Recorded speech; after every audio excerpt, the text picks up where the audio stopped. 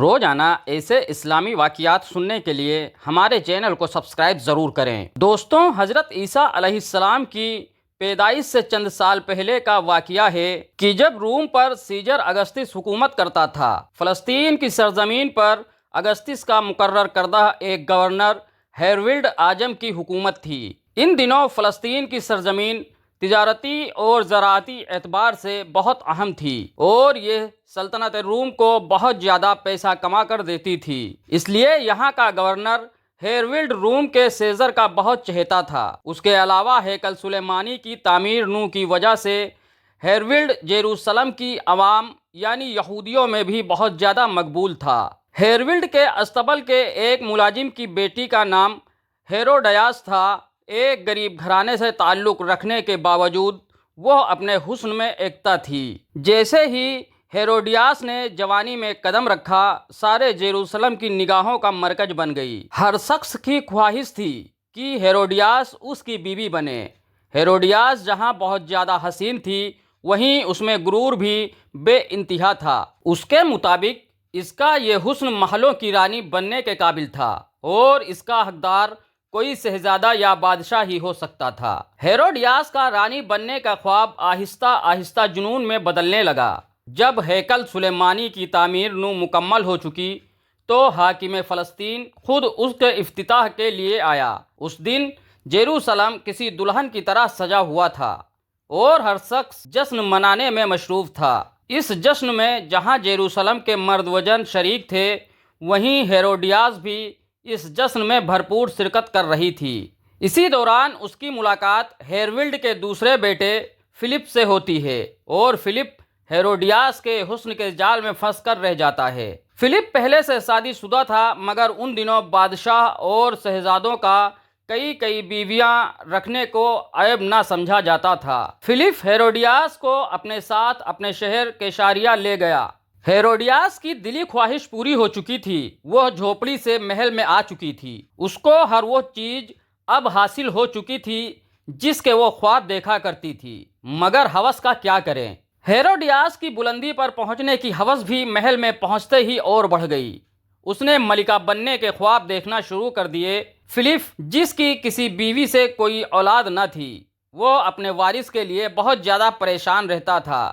Herodias کی یہ خواہش تھی کہ وہ فلپ کو وارث دے اور کیساریا کی ملکہ بن جائے۔ وقت گزرتا جا رہا تھا مگر بچے کی کوئی امید نظر نہ آ رہی تھی۔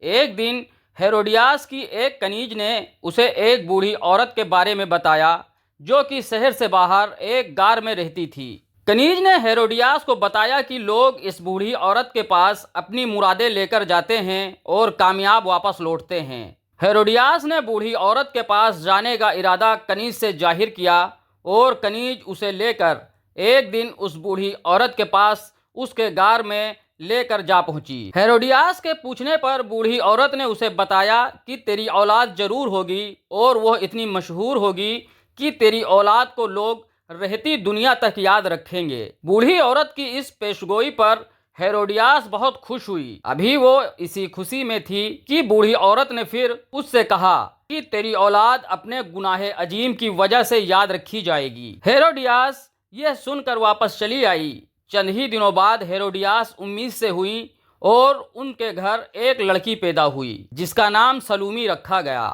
مگر فلپ کو اس سے زیادہ خوشی نہ ہوئی کیونکہ وہ لڑکے کی خواہش رکھتا تھا تاکہ اس کے تخت کا کوئی وارث ہو سکے۔ ہیروڈیاس کی اہمیت اس محل میں اب پہلے جیسی نہ رہی۔ چند ہی دنوں کے بعد فلسطین کا حاکم ہیرولڈ اعظم اور فلپ کا باپ اور ہیروڈیاس کا سسر چل بسا اور اس کی سلطنت اس کے بیٹوں میں تقسیم ہو گئی۔ فلسطین کی تقسیم میں سے چھوٹا سا حصہ فلپ کے حصے میں آیا اور سب سے زیادہ آمدنی والا حصہ جو فلپ کے چھوٹے بھائی اینٹیپاس، جسے ہیرولڈ ثانی بھی کہا جاتا ہے، اس کے حصے میں آیا۔ ہیروڈیاس اور اینٹیپاس کی پہلی ملاقات ہیرولڈ اعظم کی تدفین کے موقع پر ہوئی۔ اینٹیپاس ایک نوجوان اور مضبوط جسم کا مالک شخص تھا۔ وہ پہلی ہی نظر میں ہیروڈیاس کے عشق میں مبتلا ہو گیا۔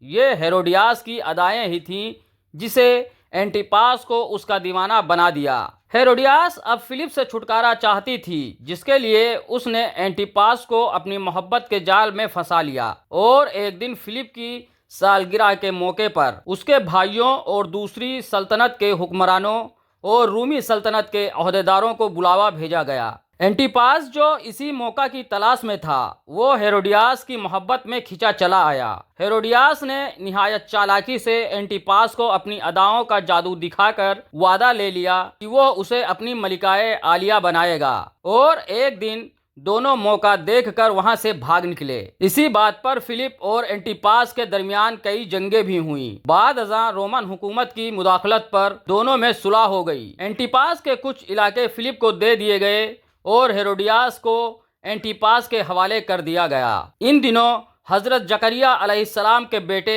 حضرت یحییٰ علیہ السلام یروشلم کے لوگوں میں تبلیغ فرمایا کرتے تھے۔ حضرت یحییٰ کو عیسائی یوحنا کے نام سے بھی جانتے ہیں۔ آپ کا انداز گفتگو نہایت شیریں اور نرم ہوتا۔ لوگ جوگ در جوگ آپ علیہ السلام کی باتیں سننے چلے آتے اور آپ کی تعلیمات سے متاثر ہوئے بغیر نہ رہ پاتے۔ ان دنوں زیادہ تر یہودی عالم رومی سلطنت کے پٹھو ہوتے اور حق بات کہنے سے گھبراتے تھے، لیکن حضرت یحییٰ علیہ السلام ہر خوف سے پاک اپنے لوگوں کو تبلیغ کیا کرتے، اور آپ کھلے الفاظ میں بادشاہ اینٹیپاس کے اس عمل کی مخالفت کرتے کہ اس نے اپنے بھائی کی بیوی کو بھگا کر اس سے شادی کر لی۔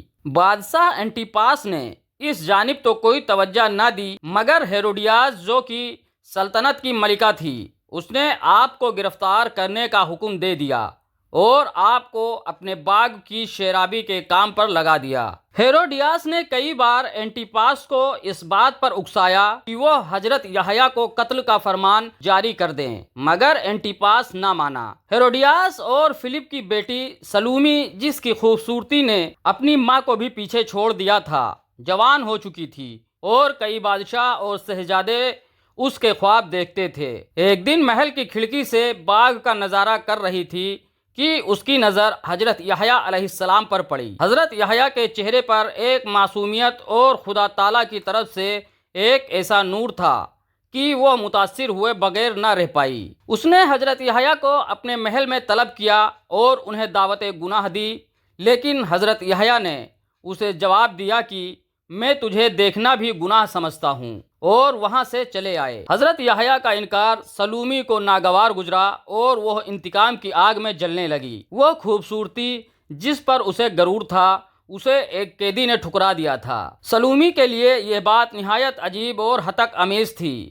کچھ دنوں بعد بادشاہ اینٹیپاس کی سالگرہ کا دن آ پہنچا، جس میں شرکت کے لیے بہت سے حکمران اور روم کی سلطنت کے اعلیٰ عہدیدار شمولیت کے لیے آئے۔ بادشاہ اینٹیپاس کے قدموں میں تحفوں کے ڈھیر لگے تھے، اور ہیروڈیاس بادشاہ اینٹیپاس کی خدمت میں حاضر ہوئی اور کہا کہ میرا تحفہ سب سے عظیم اور اعلیٰ ہوگا، کیونکہ آج آپ کے سامنے جشن میں میری بیٹی سلومی رقص کرے گی۔ ہیروڈیاس نے کئی سال پہلے ہی سلومی کو رقص کی تربیت دلوانا شروع کر دی تھی، اور وہ اب اس میں ماہر بھی ہو چکی تھی۔ اس رقص کا مقصد بادشاہ اینٹیپاس کو خوش کر کے سلومی کو تخت کا وارث بنانا تھا۔ پھر بھرے دربار میں سلومی کا رقص شروع ہوا، جو بے حیائی کی تمام حدیں پھلانگ گیا۔ سلومی 7 رنگ کے 7 لباسوں میں ملبوس تھی، اور رقص کے دوران اس نے ان 7 رنگوں کے 7 لباسوں کو باری باری اتار پھینکا۔ یہ رقص کئی گھنٹے جاری رہا، اور بادشاہ اور اس کے درباری پلک جھپکائے بغیر سلومی کا رقص دیکھتے رہے۔ رقص کے ختم ہونے پر بادشاہ نے کہا کہ مانگو جو مانگنا ہے۔ بدبخت سلومی نے بادشاہ سے حضرت یحییٰ کے قتل کی خواہش ظاہر کی۔ بادشاہ چاہتے ہوئے بھی انکار نہ کر سکا، کیونکہ وہ بھرے دربار میں وعدہ کر چکا تھا، اور یوں اس بدبخت عورت کی خواہش پر حضرت یحییٰ علیہ السلام کی شہادت ہوئی۔ اس کے کچھ ہی دنوں بعد روم کا سیزر ٹائبیریس اینٹیپاس سے ناراض ہو گیا، اور اس نے اینٹیپاس کے بھتیجے ایگریپا کو اس کی سلطنت پر چڑھائی کا حکم دے دیا۔ ایگریپا نے اینٹیپاس کو شکست دے دی، اور اینٹیپاس اور ہیروڈیاس کو زنجیریں پہنا کر سرے عام روم لے جانے کا حکم دیا۔ جب ہتکڑیاں اور زنجیروں میں جکڑے دونوں میاں بیوی شہر کی گلیوں سے گزر رہے تھے، تو ان کے ستائے ہوئے لوگ انہیں پتھر مار رہے تھے۔ پھر شہنشاہ روم نے ان دونوں مجرموں کو اسپین کے ایک شہرہ میں پھینکوا دیا، جہاں بھوک اور پیاس سے دونوں کی موت واقع ہوئی۔ سلومی کی باقی زندگی ایگریپا کے بھتیجے ارسطوبلس کی غلام بن کر گزری۔ یہ غرور اور تکبر سے بھری اس ملکہ کا حشر ہے جس نے اپنی ساری زندگی اور زیادہ کی ہوس میں گزاری تھی۔ دوستوں، یہ واقعہ آپ کو کیسا لگا ہمیں کمنٹ کر کے ضرور بتائیں۔